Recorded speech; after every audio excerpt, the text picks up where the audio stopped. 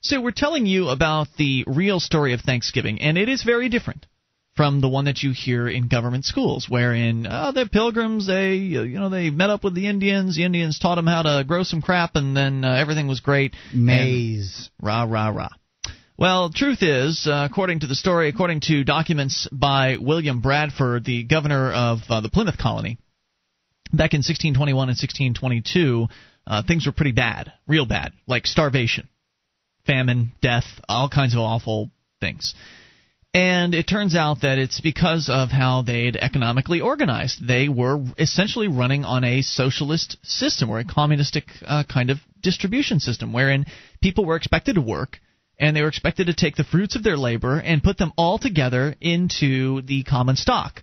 Then you were only to take out from the common stock what you needed. So what usually happens in these situations, and what happened here, was that all of a sudden people got real needy and not so interested in necessarily providing for anybody else. I'm hurt. I can't get out in the fields today. I'm hurting so bad. I'm just going to need some of this food here, and I'm going to need some of this medicine, and I'm going to need some of these blankets, clothes. I can't go tomorrow either. This is going to last for a while. It's funny how incredibly not very productive and how incredibly needy people become when you have that sort of policy in place. And, of course, people also stole from the common stock as well, or they just took what they needed, and so the people that were producing, the people that were out there tending the fields and doing things that were productive, basically threw up their hands and they said, well, the hell with this. If all these people can just lay around and do nothing and take all of the things that we're producing, why should we produce as much? We're not getting anything out of this, anything more. If we produce more, we don't get more. So why should we do anything? You could say, well, they should because it's the right thing to do.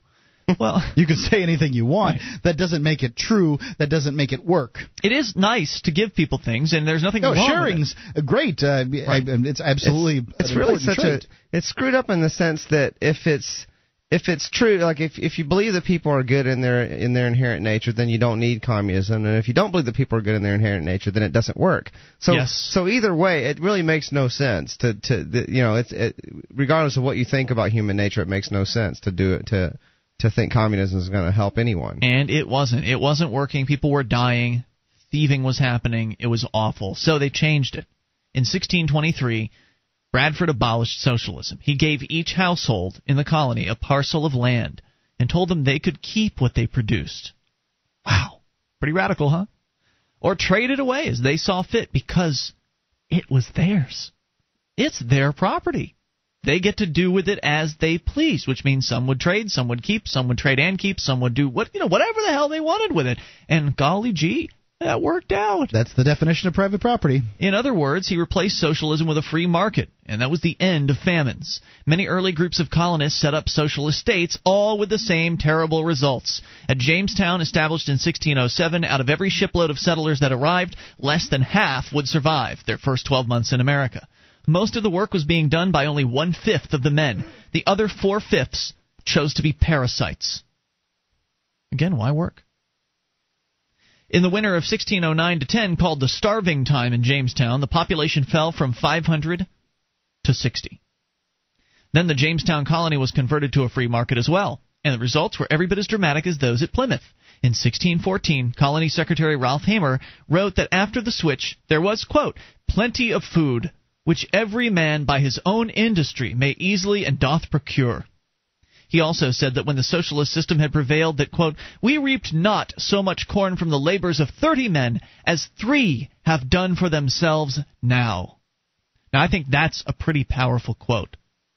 We reaped not so much corn from the labors of 30 men back then under the old system of communal distribution, forced communal distribution, which is different from voluntary charity and giving. 30 men produced what 3 men produced in the free market system.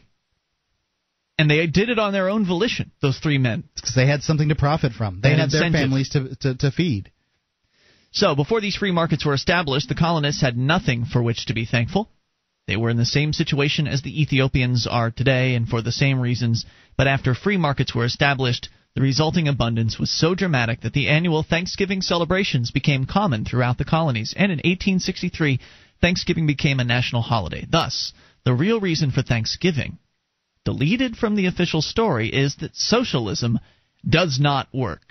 The one and only source of abundance is free markets, and we thank God that we live in a country where we can have them. That from Richard Maybury at Mises.org. Outstanding. Great story because, well, that's apparently how it really happened. Unlike what they tell you in the socialist government schools, where their interests are to get you to believe that government is necessary and that these silly wealth redistribution schemes are somehow appropriate and welcome. And they force the kids to, take all of their new school supplies, throw them in a box, and then everybody gets to share of the stuff. Yeah, that works. So there you have it. 1-800-259-9231. That is the